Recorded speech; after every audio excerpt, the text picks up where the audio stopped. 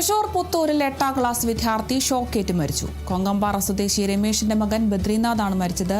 ഇന്നലെ രാത്രിയാണ് സംഭവം. വീടിന്റെ മുറ്റത്ത് കൂട്ടുകാരുമൊത്ത് ഫുട്ബോൾ കളിച്ചുകൊണ്ടിരിക്കെ മെയിൻ സ്വിച്ചിന് സമീപമുള്ള ദ്രവിച്ച എർത്ത് കമ്പിയിൽ നിന്നും വൈദ്യുതാഘാതം ഏൽക്കുകയായിരുന്നു.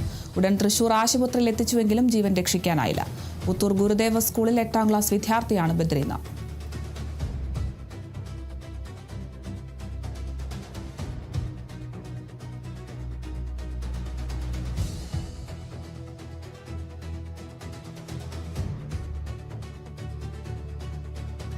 ഹോർമൂസിൽ വീണ്ടും ഇറാൻ ആക്രമണം. ഇന്നലെ രാത്രിയാണ് ആക്രമണമുണ്ടായത്. ഒമാൻ തീരത്തുകൂടി പോകുകയായിരുന്ന എണ്ണ ടാങ്കറും ചരക്ക് കപ്പലുമാണ് ഇറാൻ സൈന്യം ആക്രമിച്ചത്.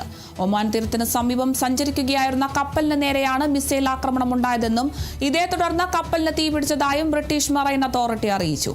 സംഭവത്തിൽ ആർക്കും പരിക്കേറ്റിട്ടില്ലെന്നും എണ്ണച്ചോർച്ചയോ മറ്റ് പരിസ്ഥിതി മലിനീകരണമോ ഉണ്ടായിട്ടില്ലെന്നും അധികൃതർ വ്യക്തമാക്കി. ഹോർമൂസ് കടലിടുക്കിലൂടെയുള്ള കപ്പൽ ഗതാഗതം താൽക്കാലികമായി നിർത്തിവെക്കാൻ അമേരിക്കയും ഇറാനും തമ്മിലുണ്ടാക്കിയ ഒരാഴ്ചത്തെ ധാരണ അവസാനിച്ചതിന് തൊട്ടു പിന്നാലെയാണ് ഈ ആക്രമണം.